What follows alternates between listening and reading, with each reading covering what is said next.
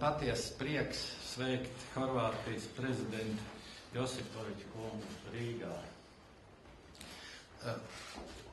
Mūsu valstu attiecības ir bijušas līdz šim brīdim izcilas, un šodienas saruna gaitā man ir pilnīga pārliecība, ka mēs turpināsim un padziļināsim attiecības visās tajās sfērās, kas mums ir ļoti svarīgas abām valstīm. Kā apliecinājums tam man bija šodien iespēja parakstīt Horvātijas pievienošanās Eiropas Savienībai Latvijas Saeimā apstiprināto likumu. Šodien mēs apspriedām starptautiski svarīgos jautājumus, kur aktīvu dalību arī ņēma Rinkeviča kungs. Tur bija jautājums par NATO samitu Čikāgā, par mūsu kopējo nostājām gan šajā te gaisa uzraudzības jautājumos, gan arī, protams, par situācijas iespējamā attīstību Afganistānā un mūsu valstu dalību tajā. Protams, arī mēs pieskāramies jautājumiem par situācijas iespējamo attīstību Irānā, un mēs saņēmām informāciju par šo te Rietumu Balkānu valstu savstarpējā attiecību attīstību, un it sevišķi šo te Horvātijas ievērojumu attiecību uzlabošanās un daudz jaunas soļus attiecībā pret Serbiju. Divpusējo attiecību jomā mēs pieskārāmies šiem te ļoti abām valstīm svarīgiem jautājumiem. Tas ir izglītības sistēma attīstība un savstarpējo sakaru izglītībā stiprināšana.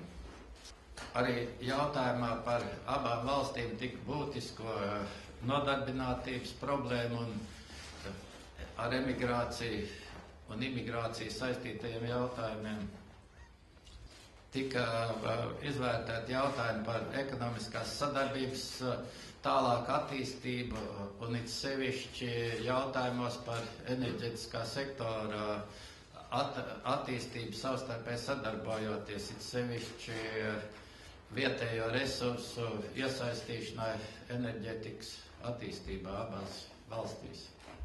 Protams, tika arī apspriesta kultūras sfēra, kur jau mums ir ļoti laba sadarbība, un it sevišķi 2014. gadā Rīgas kā Eiropas kultūras galvaspilsētas kontekstā attīstība kultūras jomā, un no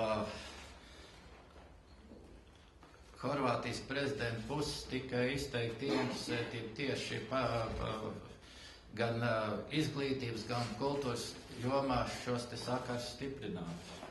Es esmu pārliecināts, ka šī vizīte dos labu impulsu abās valstīs stiprināt mūsu turpmāko sadarbību. Paldies!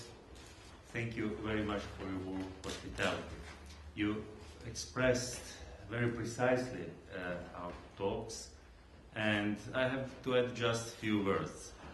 Firstly, it was a great honor for us to be present here during you signed ratification law that your parliament adopted a few days ago.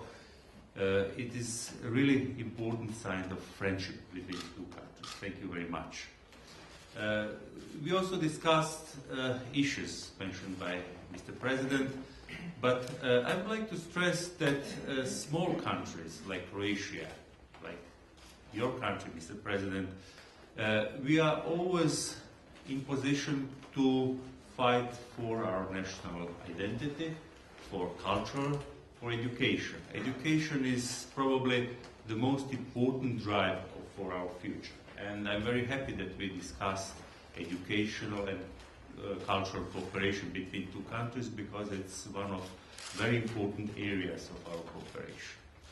Secondly, I would like to stress that we have common approach to Afghanistan.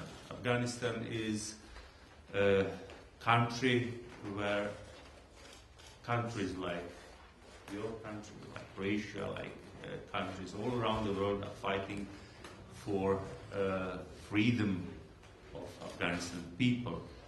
And in 2014, the attitude will be changed. The international community decided to take over the power and the responsibility to Afghan people, and it's very important for the world. I hope that we are going to contribute in this process properly, and then I hope we are going to witness of the successful story for Afghanistan people.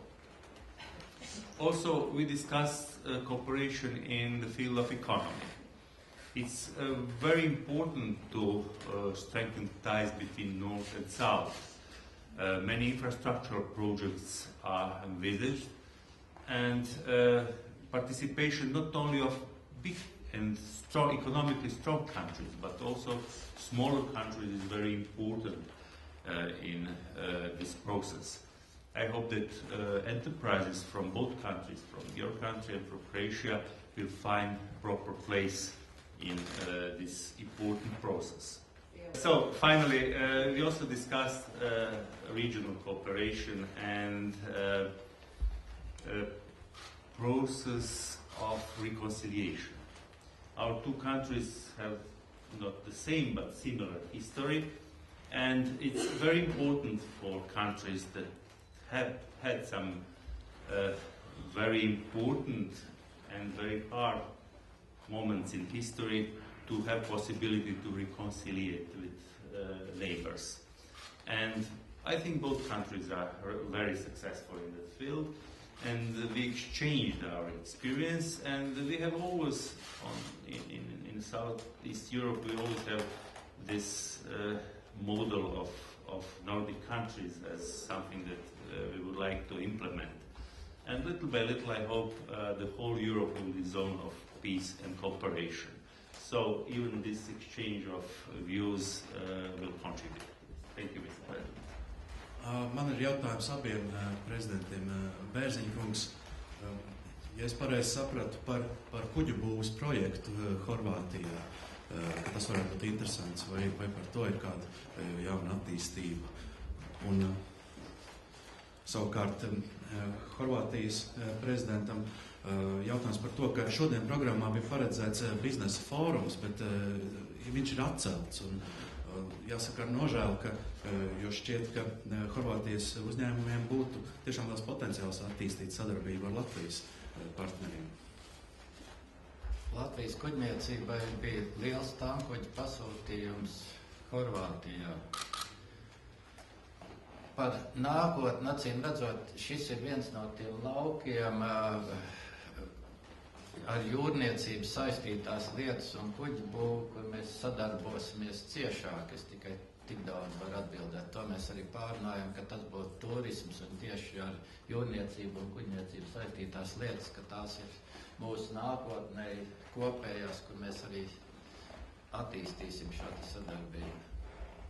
Our chambers of commerce and our entrepreneurs will organize the forum, and they need some more time for better preparation, and it will be very successful.